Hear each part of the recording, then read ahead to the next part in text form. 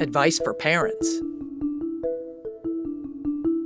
That's the hardest part as parents, is letting people go out and make mistakes. If they fail, that's okay, because it's all part of the learning process. You know, that not everything works all the time, but we'd be willing to let go. That's the struggle that as parents we have, trying to figure out how much to push someone to be included, how much to shelter them, how much support to give people. It is about letting go and letting risk. When you have to take a risk to achieve your dream. And they had a lot of independence and skills and motivation, and they could problem solve a lot better than I gave them credit for. If I didn't have parents encourage me to achieve my best, then I would not be here today. Families are always going to be told what their kid can't do, whether it's by a pediatrician, by a general ed teacher, by a counselor. They're always going to hear that. What they need to be doing is thinking about, what can my kid do and how can we help make that happen? Just being patient and not giving up. It's easy to get caught up with the demands and the stresses and the IEP meetings and the doctor's appointments and just life, that you kind of forget and it creeps up on you. All of a sudden your kid's turning 22 and they're about to age out of the system, but have you stopped and talked about what the future could and should be? Give them lots of responsibilities at home. Make them do chores. Expect it from them. Be involved in the IEP meeting. If the families and the students show up for all the IEP meetings, it helps a lot. If the teachers, the job coaches, and the families are all on the same track. You know, being heavily involved with the IEP, have voc rehab come to your IEP meetings. After age 14, you know, call the office and find a voc rehab consultant. Utilize the networks everybody has, whether it's family, whether it's business connections, school connections. Any groups in your community that are associated with people with disabilities, be a part of that. It really helps with the networking. Let them know that you're an informed parent and you know what to expect from the system. And the advice that I always give to family members is, please remember that you're not going to be around forever. So you need to start from the very beginning, helping your son or daughter to live without you being around. This is their life, and their life is determined by the choices they make.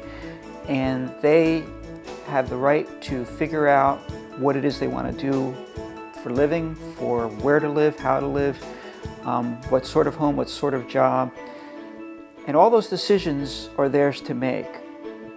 But with that comes great responsibility. What are age-appropriate expectations socially? What are age-appropriate expectations in the community? We need to have high expectations.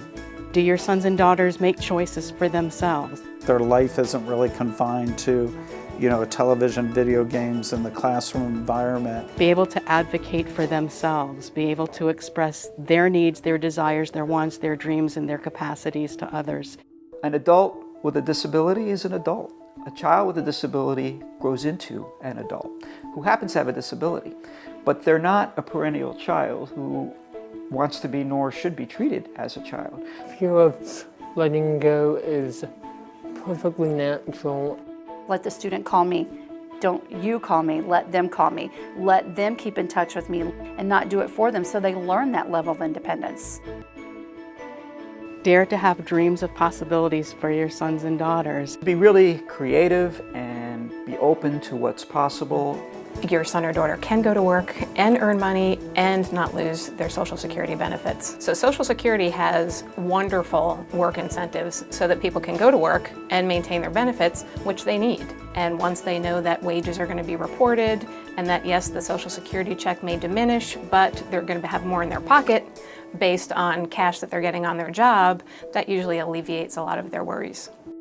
Find services for your child as early as possible. APD, you need to be linked up with APD as soon as you know that your child has a disability so you can get on the wait list. So that when a person is ready to graduate, hopefully they will be on the waiver by that time. And when a person's on the waiver, we can offer a variety of services, but one of the best is extended follow-along services. For those students who graduate at the age of 22, they can come right into APD services seamlessly if they are on the waiver. So once somebody's on a job, we can provide lifelong support to them. Vocational rehab is another great resource that parents need to be linked up to so that there's some services so that we have a full continuum of services after students leave us at 22. Even before graduation, they should be involved with vocational rehabilitation. And VR will pay for those initial intensive services.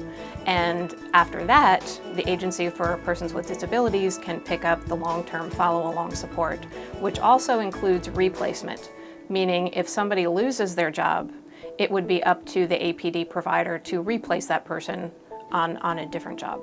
Keep coming back to what you would do with your typical kid in terms of trying to provide as many different opportunities to see the kinds of things where they excel. There are no limitations other than limitations that we place. It's because of their high expectations that I'm partly living out my dream. We invite you to view the employment success stories included on this DVD.